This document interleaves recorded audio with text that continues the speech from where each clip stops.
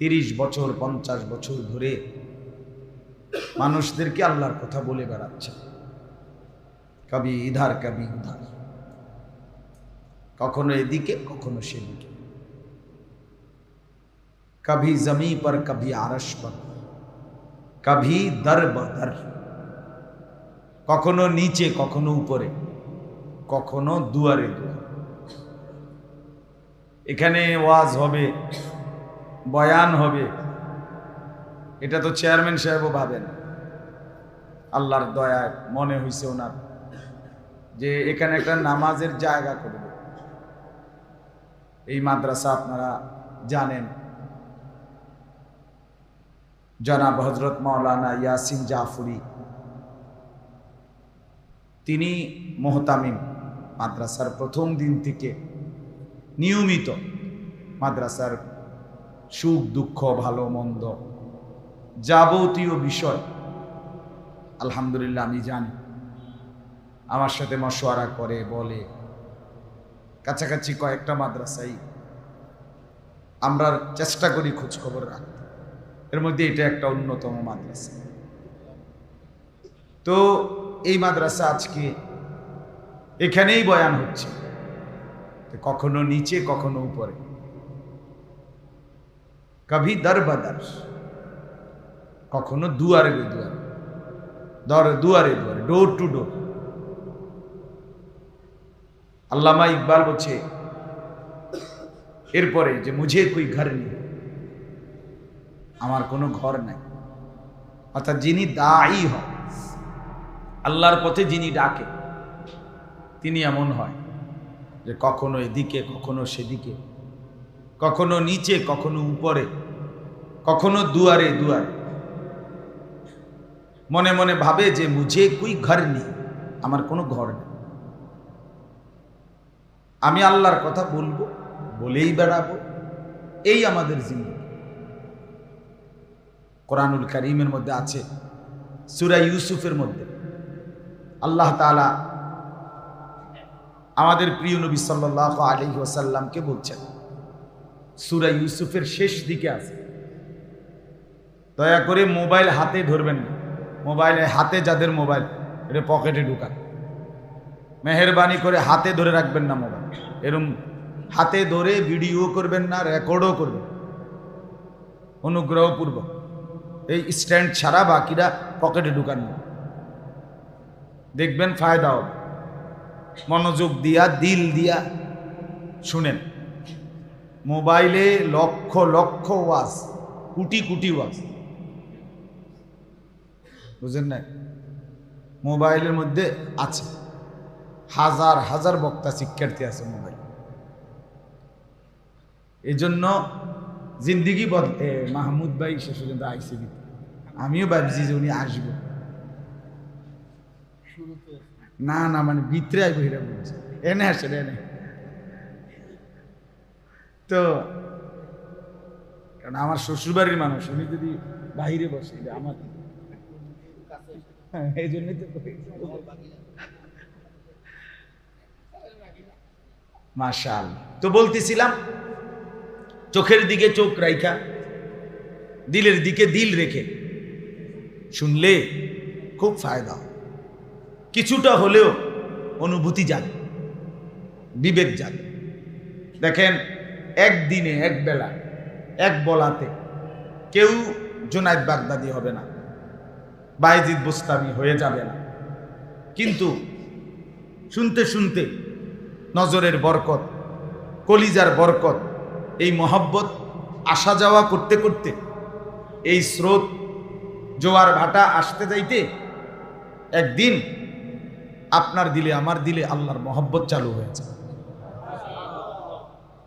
এজন্য জীবন্ত মানুষ থেকে মানুষ, হৃদয় থেকে হৃদয়, চোখ থেকে চোখ, এইভাবেই আল্লাহর মহব্বত ট্রান্সফার হয়, সরবরাহ হয়। মাঝখান দিয়া অন্য কিছুকে আড়াল না করলে ভালো। চোখের দিকে চোখ, দিলের দিকে দিল, এতে জীবন পরিবর্তন, অনুভূতি জান। এজন্য সব সময় চেষ্টা করবেন, যখন সরাসরি শুনতে পারতেছেন তখন কেন আপনি মোবাইল ধরে রাখবেন? যখন সরাসরি হুজুরেরকে দেখছেন না তখন শুনলেন। এখন তো আমিও উপস্থিত, আপনিও উপস্থিত, কথা বলেন না? তাহলে আপনার তো এখন সমস্যা নেই, আপনি তো এখন আমার দেখতেছেন, আমিও আপনারে দেখতেছি। এখন নজর থেকে ফায়দা নিলে, এখন দিল থেকে ফায়দা নিলে বেশি লাভ। এখনো যদি এটারে দিয়ে আটকায় রাখেন মাঝখানে মোবাইল ধরে, তাহলে তো এটা অর্থ হইল আমি এবং আপনি মাঝখানে এই ওয়াল, এটা একটা ছোট্ট ওয়াল, একটা দেওয়াল উঠাই দিলেন, নিজেকে আলাদা করে দিলেন।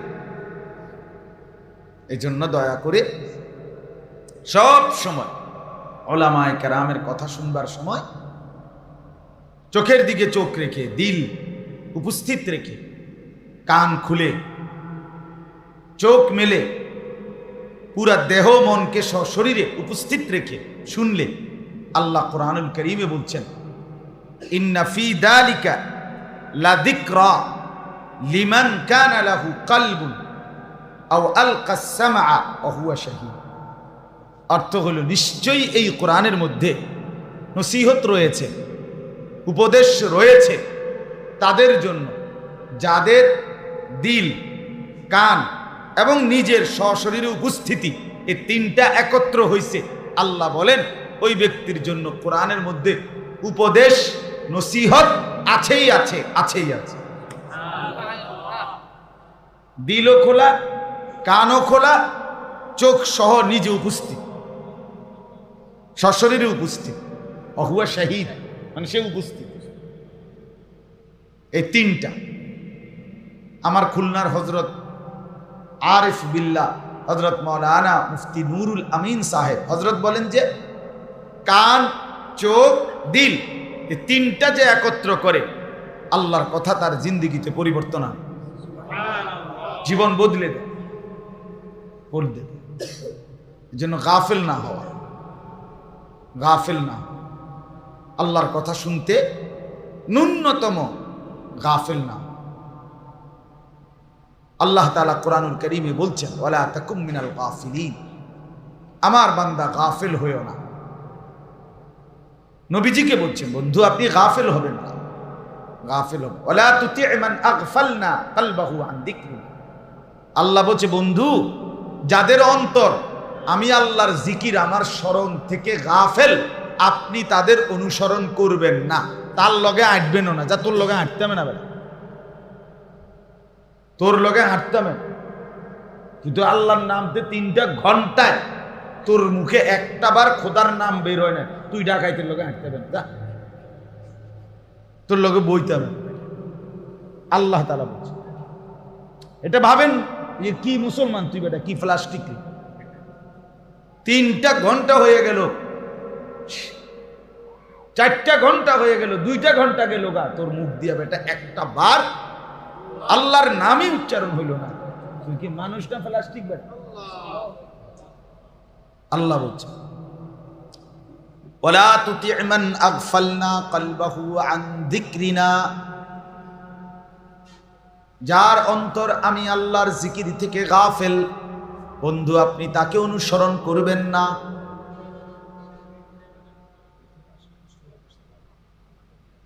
আসেন ভিতরে, আসেন ভিতরে, অনেক জায়গা, ভিতরে অনেক জায়গা আছে, সবাই বসতে পারবেন, দোনো দিকে জায়গা আছে।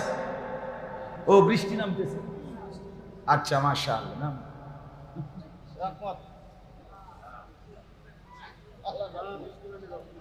মাশাআল্লাহ। এই দেখবেন যে চেয়ারম্যান সাহেবের মাথায় এরপরে আসবে যে ওইটারও টিন দিয়ে ডাক্কা দেবে, ঠিক না কথা?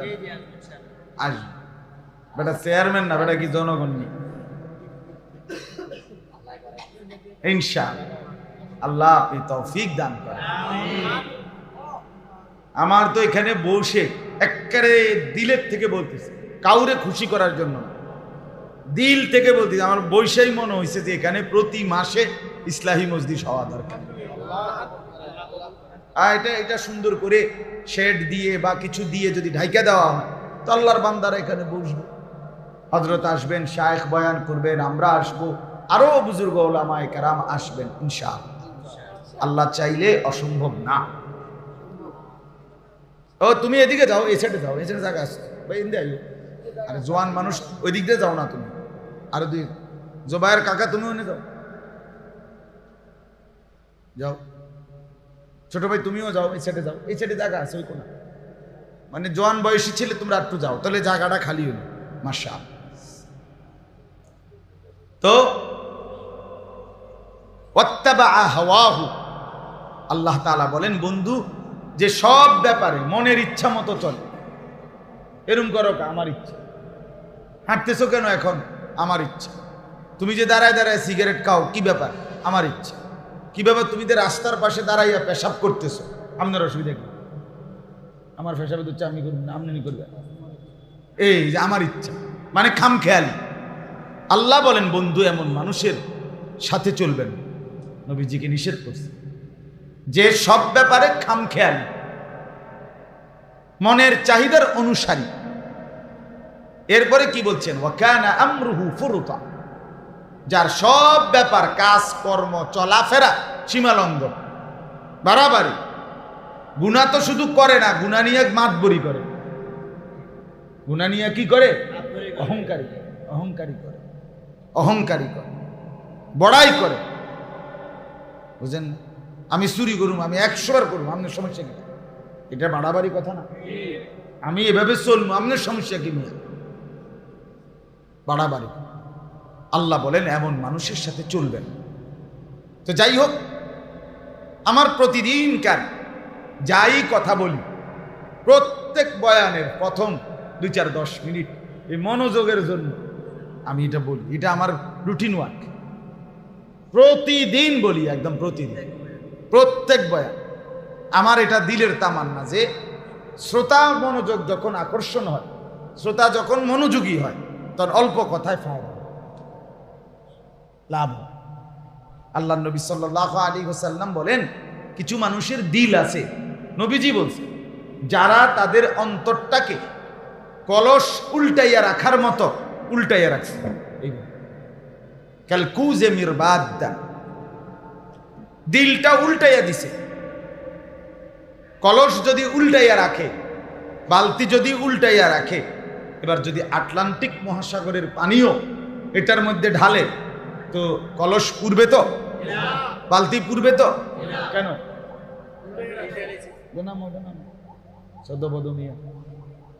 এই কেন পুড়বে না বলেন?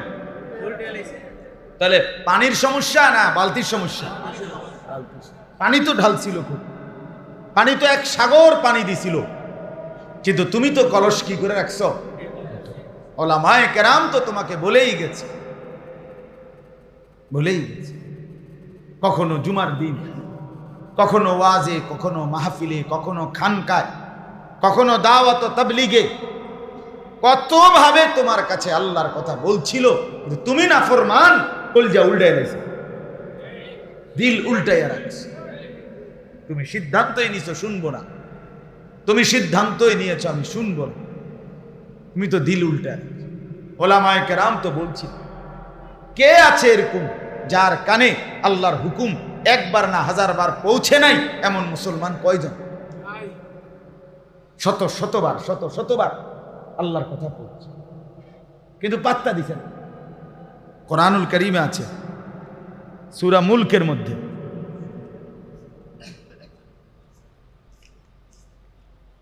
দেখেন এই যে ইদা উলকু ফিহা সামিউ লাহা শাহীকান ওয়া হিয়া তাফুর তাকাদু তামাইয়াজু মিনাল গায়জ কুল্লামা উলকিয়া ফিহা ফাওজুন সাআলাহুম খাজানাতুহা আলাম ইয়াতিকুম নাদির। এই যে আল্লাহ বলেন, জাহান্নামীকে যখন জাহান্নামের আগুনের মধ্যে ফেলা হবে, তো প্রচন্ড আগুনের মধ্যে পানি কিংবা কোনো জিনিস যেরকম টকবক করে, জাহান্নামী আগুনের মধ্যে ভাবে টকবক করে, ডকডক করে, তাফুর হিয়া তাফুর। আর জাহান্নামের চিৎকার দেবে জাহান্নামী, তো আল্লাহ বলেন জাহান্নামের ফেরেশতারা তখন, জাহান্নামের দায়িত্বে যেই ফেরেশতা, ওনারা বলবে সাআলাহুম খাজানাতুহা, জাহান্নামের ফেরেশতারা বলবে আলাম ইয়াতিকুম নাদির, এই নাফরমান চিল্লাও কেন, বেঈমান, তোমার কাছে কি কোনোদিন কেউ এই জাহান্নামের ভয় দেখায় নাই? নাদির, কোনো ভয় প্রদর্শনকারী বান্দা কেউ নাই, আসে নাই? কোনো ইমাম কোনোদিন বলে নাই? কোনো হুজুর কেউ বলে নাই কেউ যে জাহান্নামে একদিন আসতে হবে, এই আযাব সইতে হবে? বলে নাই বেঈমান? চিৎকার কর কেন? তো সে বলবে, জাহান্নামী বলবে ক্বালু বালা, হ্যাঁ এসেছে, হ্যাঁ ফেরেশতা এসেছিল রে ভাইয়া, কাদ জাআনা নাদির, বহু ভয় প্রদর্শনকারী বান্দা, কত ইমাম, কত খতিব, কত আলেম, কত পীর, কত বুজুর্গ, কত আউলিয়া, কত মাশায়েখ আমাদের গ্রামে আসছিল, আমগো মসজিদে কত ইমাম আসলো, কতবার বলল ফাকাদ্দাবনা, আমি মিথ্যা মনে করেছি। আমি বলছি এগুলো মিথ্যা কথা, মিথ্যা কথা। ওয়াকুলনা মা নাযালাল্লাহু মিন শাই, আর আমি অহংকার করে, উপহাস করে, তুচ্ছ-তাচ্ছিল্য ভরে বলেছি যে এগুলো তোমাদের বানোয়াট কথা, এগুলো আল্লাহ নাজিল করে নাই। ইন আনতুম ইল্লা ফি যালালিন কাবীর, আল্লাহ বলে বেঈমান জাহান্নামী বলবে, ফেরেশতা আমি আরো দুনিয়ায় মোল্লা মৌলবি করে বলছিলাম যে তোমরাই স্পষ্ট বড় সড় ভুলের মধ্যে আছো। আমরা ভুলের মধ্যে আছি, আমরা চালাকের মধ্যে আছি, চালাক। আরে বাপরে, অনেক ভদ্রলোক আছে যারা পেরেশান, এই হুজুররা খাবে কিভাবে, এই হুজুরদের ফিউচার কি, না ভবিষ্যৎ না ফিউচার, ভবিষ্যৎ তো আমরা ফিউচার। আমার এক উস্তাদে বলতে হবে না, আমরা খাইলে হয় মূলার হাক, সারে খাইলে হয় ভেজিটেবল। এই বেটা মূলার হাক বলো, ভেজিটেবল বলো, ভেজিটেবল খায় স্যার। বড় লোকে কি খায়? ভেজিটেবল খায়। আর আমরা খাই কি? বুঝলেন না? তো ভেজিটেবল আর মূলার হাক একই কথা না, কিন্তু এরপরও এই জন্য বললো যে মিথ্যা মনে করছে, বারবার বলছে এগুলো আল্লাহ নাজিল করে নাই, তোমরা ভুলের মধ্যে আছো, ভুলের মধ্যে, বোকার মধ্যে আছো। আমরা এটা বলছি। وقالوا لو كنا نسمع أو نعقل ما كنا في أصحاب السعير, জাহান্নামী বলবে ফেরেশতা, সেদিন যদি দুনিয়ার জীবনে ওই আলেম, ওই ভয় প্রদর্শনকারী বান্দাদের কথাগুলো শুনতাম কিংবা বুঝতাম, তাহলে নিশ্চিত আজকে জাহান্নামী হতাম না। ফাতারাফু বিদামবিহিম, আল্লাহ বলে বেঈমান নাফরমান গড়গড় করে একটার পর একটা ফেরেশতার কাছে নিজের সমস্ত গুনার স্বীকৃতি দিয়ে দিবে, পাপের কথা বলে ফেলবে। সব শুনবার পরে ফেরেশতার কলিজার ভিতরে এক সেকেন্ডের দয়া কিংবা মায়া আসবে না। ফেরেশতা বলবে ফাসুহকাল লি আসহাবিস সাঈর, বেঈমান জাহান্নামী দূর হ শয়তান। সুহকান, क्या এটা তো অনেক শুনছেন আগে না, সুহকান সুহকান নবীজি বললেন, এই যে ফাসুহকান, যা শুনছি আর কি, তোরতেই নেই, কিন্তু তোর কোনো উপকার করবো না। জাহান্নামের ফেরেশতার ব্যাপারে আল্লাহ তাআলা বলছেন আলাইহা মালাইকাতুন গিলাদুন শিদাদ, এই যে আল্লাহ বলছে আমার কোটি কোটি ফেরেশতার মধ্যে জাহান্নামের দায়িত্বে যেই ফেরেশতারা, তারা হলো সমস্ত ফেরেশতাদের মধ্য থেকে সবচেয়ে কঠিন, সবচেয়ে পাষাণ হৃদয় যাদের, তারা হলো জাহান্নামের দায়িত্ব। গিলাজ শিদাদ, কোটি কোটি বছর শাস্তি দেওয়ার পরেও ফেরেশতার কলজার ভিতরে এক জাররা মায়া দয়া আসবে। আল্লাহ বলছে এরা শিদাদ, এরা বড় পাথর দিন, পাথর দিন। হাদিসে তো আমি নিজে পড়ছি, কবরের আযাবের মধ্যে, কবরের মধ্যে নাফরমানের আল্লাহ একজন ফেরেশতা পাঠাবে, তার সাথে একটা লোহার হাতুড়ি থাকবে, সেই হাতুড়ি দিয়ে ওই ফেরেশতাটা, যেই ফেরেশতাটা ওই পাপীকে কবরের মধ্যে শাস্তি দেবে, তো নবীজি বলছেন ওই ফেরেশতার বৈশিষ্ট্য দুইটা, অহুয়া আ'মা ওয়া আসাম। আসাম, ওই ফেরেশতা অন্ধ এবং বধির, কানেও শুনে না, চোখেও দেখে। এই অবস্থায় এই ফেরেশতা কবরের মধ্যে ওই নাফরমানি পাপীকে এক একটা আঘাত করবে, 7 তবক জমিনের নিচে যাবে, আবার উঠবে, আবার মারবে, এভাবে চলবে, এভাবেই আযাব। কিন্তু এত চিৎকার চেঁচামেচি করবে ওই ফেরেশতা বেচারা, সে তো দেখেও না, শানেও শোনে। লা ইয়াসুনাল্লাহ মা আমারা, সে আল্লাহর হুকুমের বিরুদ্ধাচরণ করবে না। ওয়ায়াফআলুনা মা ইউমারুন, সে আল্লাহর ডিউটি করতেই থাকবে, আল্লাহ যা করতে বলেছে সে তাই করতে থাকবে। তার কোনো বিরাম নাই, বিশ্রাম নাই, ছুটি নাই, ইস্তেঞ্জা নাই, টয়লেট নাই, বাথরুম নাই, পেরেশানি নাই, অবসর নাই, ক্লান্তি নাই। ফেরেশতার কিচ্ছু নেই। ফেরেশতা তো মানুষ না, ফেরেশতা ফেরেশতা। কথা বলেন, ফেরেশতা কি মানুষ? ফেরেশতা ফেরেশতা। কেমন? আপনি হাসরের ময়দানে গেলে আমার সাথে থাইকেন, আমি দেখাবো, এই যে এরূপ। কথা বোঝেন নাই? যদি আপনি পরিষ্কার বুঝতে চান যে ফেরেশতা কেমন, তো হাসরের ময়দানে আমার সাথে দাঁড়াইলে আমি দেখাই দেবো যে বর্ডারে কয় ফেরেশতা, তো আপনি দেখলেই বুঝবেন। এটা এখন পুরো বোঝানো যাবে না, দেখেই তো আল্লাযীনা ইউমিনুনা বিল গায়ব, ঈমান বিল গায়ব, না দেখে অদৃশ্যের উপরে বিশ্বাস, এটাই তো পরীক্ষা, এটাই তো পরীক্ষা। আল্লাহর নবী সাল্লাল্লাহু আলাইহি ওয়াসাল্লাম হাদিসের মধ্যে আছে, নাফরমান যখন তার লাশ খাটের মধ্যে তুলে কাঁধে নিয়ে যখন রওনা দেয়, তখন সে এই পরিমাণ চিৎকার করে এবং বলে ইলা আইনা তাযহাবুন, ও দুনিয়াবাসী, পরিবার, ছেলে পেলে, আমারে কই নিয়ে যাচ্ছ, কেন নিয়ে যাচ্ছ, কেন? আর এত জোরে চিল্লায়। আল্লাহর নবী সাল্লাল্লাহু আলাইহি ওয়াসাল্লাম বলেন, তার সেই চিৎকার মানুষ এবং জিন ছাড়া আল্লাহর সব মাখলুক শুনতে পায়। লাউ সামিআল ইনসানু লাসাইকা, নবীজি এরপরে বলছে যদি মানুষ একবার শুনতো তো সব মানুষ চিৎকার করে বেহুশ হয়ে যেত।